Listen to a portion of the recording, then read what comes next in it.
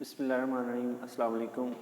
हम पढ़ रहे हैं चैप्टर नंबर 7 इलेक्ट्रोकेमिस्ट्री, जिसमें हम केमिकल रिएक्शंस और जो है हमारे पास इलेक्ट्रिसिटी इसके मुतालिक जो है नॉलेज हासिल कर रहे हैं। अब यहाँ पर ऑक्सीडेशन और रिडक्शन रिएक्शंस हम पहले पढ़ चुके हैं कि एडिशन ऑफ ऑक्सीजन या रिमूवल ऑफ हाइड्रोजन, ये वाली हमारे पास ऑक्सीडेशन होती है, और दूसरे नंबर पर एडिशन ऑफ हाइड्रोजन और रिमूवल ऑफ ऑक्सीजन, ये वाली हमारे पास रिडक्शन होती है। अब यहाँ पर हमने ऑक्सीडेशन रिडक्शन रिएक्शंस ही पढ़ने हैं, लेकिन किस लिहाज से कि इलेक्ट्रॉन दाखिल हो रहे हैं तो उस अमल को क्या कहते हैं, और इलेक्ट्रॉन निकल रहे हैं किसी चीज़ में से दूर जा रहे हैं तो उस अमल को क्या कहते हैं। यहाँ पर ऑक्सीडेशन और रिडक्शन रिएक्शंस की नई दो तारीफें आ जाएंगी कि ऑक्सीडेशन क्या होती है। Oxidation is removal of electrons oxidation में यहाँ पर रिमूव होंगे। और रिडक्शन क्या होती है, reduction addition of electrons. Reduction हमारे पास एडिशन ऑफ इलेक्ट्रॉन्स होती है, ऑक्सीडेशन हमारे पास रिमूवल ऑफ इलेक्ट्रॉन्स होती है। मतलब क्या हुआ कि ऑक्सीडेशन कैसे होगी, जब किसी एटम में से, किसी मॉलिक्यूल में से, किसी भी आयनिक कंपाउंड में से क्या होगा, हमारे पास इलेक्ट्रॉन्स निकल जाएंगे, तो उस अमल को क्या कहेंगे हम, ऑक्सीडेशन। और अगर किसी एटम में, किसी आयन में, किसी भी मॉलिक्यूल में अगर इलेक्ट्रॉन दाखिल हो जाएंगे तो उस अमल को क्या कहेंगे हम, रिडक्शन। अब यहाँ पर हमारे पास ऑक्सीडेशन की एग्जांपल्स देख लें। अगर हम देखें सोडियम एटम को, इसका एटॉमिक नंबर 11 होता है, इसकी हमने डिटेल्स के साथ पढ़ी है, इलेक्ट्रॉनिक कन्फिग्रेशन भी, और हमने NaCl जब आयनिक कंपाउंड्स हमने पढ़े थे चैप्टर नंबर 4 में, तब हमने बात की थी कि Na जो है इस पर पॉजिटिव चार्ज आता है। कैसे आता है कि इसके आखिरी शेल में जो इलेक्ट्रॉन होता है वो रिमूव हो जाता है। ऐसा क्यों होता है ये भी हमने डिटेल्स के साथ पढ़ा था कि अगर सेंटर में हो एटम का न्यूक्लियस, उसके बाद उसका पहला शेल हो, दूसरा हो और तीसरा हो।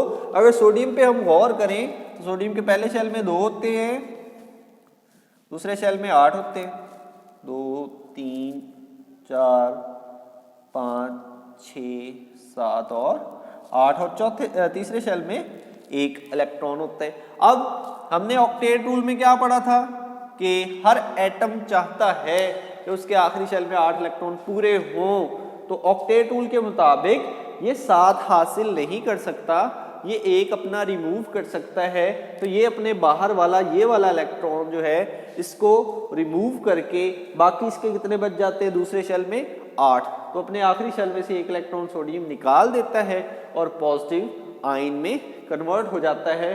देखिए सोडियम की क्या हुई है, उसने इलेक्ट्रॉन रिमूव किया है। रिमूवल ऑफ इलेक्ट्रॉन क्या होता है, ऑक्सीडेशन, तो सोडियम की क्या होगी ये, ऑक्सीडेशन।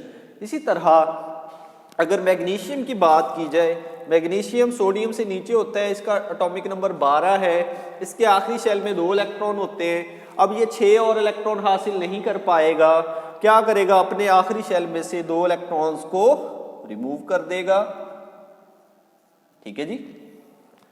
इसी तरह एल्यूमिनियम, सोडियम के नीचे मैग्नीशियम है, मैग्नीशियम के नीचे है एल्यूमिनियम। एल्यूमिनियम क्या करता है, वो अपने आखिरी शेल में से 3 इलेक्ट्रॉन रिमूव करवा देता है। ठीक है जी। अब ये तीनों एटम्स जो कि हमारे पास पहले ही ग्रुप में पहले ही पीरियड में मौजूद हैं, तीसरे पीरियड में, ये वाले सोडियम में से 1 इलेक्ट्रॉन निकले, मैग्नीशियम में से 2, एल्यूमिनियम में से 3। तो ऐसे जो हमारे पास एटम्स होते हैं जिनके आखिरी शेल में से इलेक्ट्रॉन्स रिमूव हो जाएं, और ये अमल क्या कहलाएगा फिर, ऑक्सीडेशन। अब सोडियम के आखिरी शेल में 1 इलेक्ट्रॉन था, उसने रिमूव कर दिया। मैग्नीशियम के आखिरी शेल में 2 इलेक्ट्रॉन होते हैं, उसने रिमूव कर दिया। एल्यूमिनियम के आखिरी शेल में 3 इलेक्ट्रॉन होते हैं, वो रिमूव कर देंगे। Why, because of octet rule, क्योंकि ऑक्टेट रूल के मुताबिक इसके पास 1 है, ये 7 और हासिल नहीं करेगा, आखिरी खारिज कर देगा। इसके पास 2 हैं, ये 6 और हासिल नहीं करेगा, अपने 2 खारिज कर देगा। इसके पास 3 है आखिरी शेल में, तो ये 3 खारिज करेगा, 5 हासिल नहीं करेगा। तो इस तरह इन सभी एटम्स में क्या हो रहा है कि आखिरी शेल में मौजूद इलेक्ट्रॉन्स निकल रहे हैं। तो इलेक्ट्रॉन्स का निकलना क्या कहलाता है? ऑक्सीडेशन। इन सब की क्या हो रही है जी? ऑक्सीडेशन। अब रिडक्शन की एग्जांपल देख ले कि ऐसे एटम्स जो कि हमारे पास इलेक्ट्रोनेगेटिव होते हैं और उनके जो आखिरी शेल्स हैं वो कैसे फिल करते हैं? वो इलेक्ट्रॉन रिसीव करके, इलेक्ट्रॉन गेन करके फिल करते हैं। तो उनकी क्या होगी? रिडक्शन। मिसाल के तौर पर क्लोरीन, क्लोरीन का एटॉमिक नंबर है 17, ठीक है जी। इलेक्ट्रॉनिक कन्फिग्रेशन ये वाली है 1s2, 2s2, 2p6, 3s2, 3p5। अब देखिए तीसरे शेल के अंदर कितने इलेक्ट्रॉन है? यहाँ पे 7 इलेक्ट्रॉन्स, ठीक है जी। इसे और कितने चाहिए? और इसे 1 इलेक्ट्रॉन चाहिए। तो क्लोरीन क्या करती है? अपने आखिरी शेल में 8 इलेक्ट्रॉन पूरे करने के लिए वो 1 इलेक्ट्रॉन एक्सेप्ट करती है और क्लोराइड आयन में कन्वर्ट हो जाती है, ठीक है जी। इस आयन में कन्वर्ट हो जाती है जी क्लोराइड आयन में। आखिरी शेल में 1 इलेक्ट्रॉन दाखिल होगा, क्लोराइड आयन नेगेटिव चार्ज वाला। इसी तरह अगर ऑक्सीजन को देखा जाए, ऑक्सीजन जो है वो 2 इलेक्ट्रॉन एक्सेप्ट करती है, ठीक है जी, और इस तरह वो -2 बन जाती है, ठीक है जी।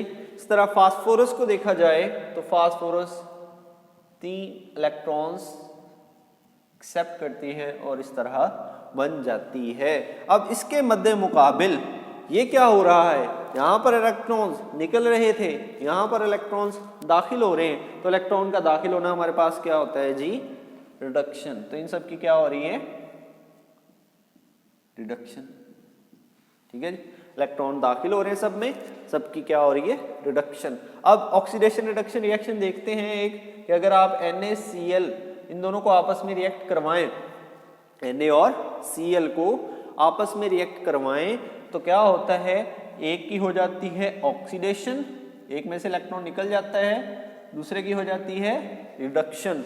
देखिए सोडियम में से 1 इलेक्ट्रॉन निकला है तो इसकी क्या होगी है? ऑक्सीडेशन। और क्लोरीन में 1 इलेक्ट्रॉन दाखिल हुआ है तो इसकी क्या होगी है? रिडक्शन, ठीक है। तो ये Na और Cl मिलके क्या बना देते हैं? NaCl, ठीक है जी।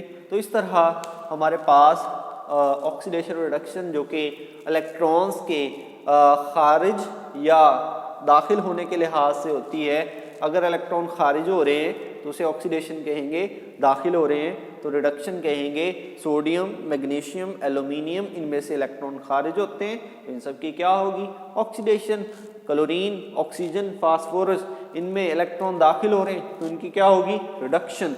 और सोडियम अपना 1 इलेक्ट्रॉन देता है, ऑक्सीडेशन होती है उसकी, क्लोरीन 1 इलेक्ट्रॉन ले लेता है, उसकी रिडक्शन होती है, हमारे पास बन जाता है NaCl, ठीक है जी। उम्मीद है कि आपको जो है ऑक्सीडेशन और reduction in terms of loss और गेन ऑफ इलेक्ट्रॉन्स अच्छे से समझ आ गया होगा। मिलते हैं अगले टॉपिक के साथ, अपना ख्याल रखें, अल्लाह हाफिज़।